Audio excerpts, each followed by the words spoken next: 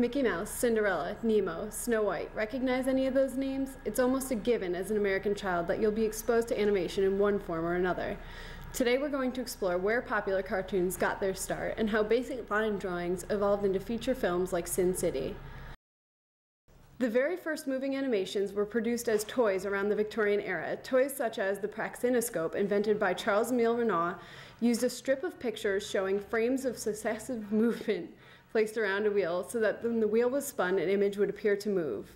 In the early 1900s, artists began to realize the potential for film animation. The first cartoons were crudely drawn animations, often created by newspaper comic strip artists.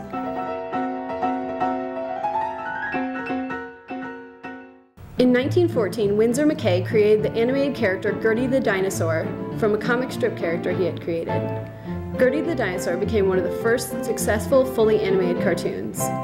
In 1919, Felix the Cat became the first merchandise cartoon character starring in animated films until 1928.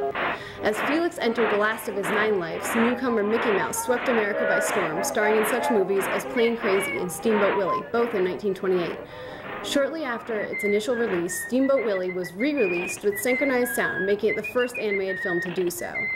Other characters, such as Betty Boop, Popeye, and Superman, rose to prominence in the 1930s and 40s. Recognizable characters such as Daffy Duck and Tom and Jerry were also introduced. Finally, in 1937, Disney released the very first full-length animated film, Snow White and the Seven Dwarfs. Throughout the 40s and 50s, Disney produced a string of animated hits following Snow White, including Dumbo, Bambi, Cinderella, Alice in Wonderland, and Peter Pan. In the late 1980s, companies such as Pixar began revolutionizing animation through the use of computers.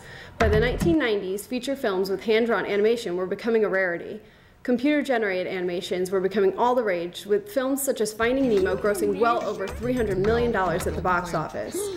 The computer animation revolution led to films such as Sin City and A Scanner Darkly, where live actors were animated on top of to create a surreal effect. My imagination. Whatever it is that's watching,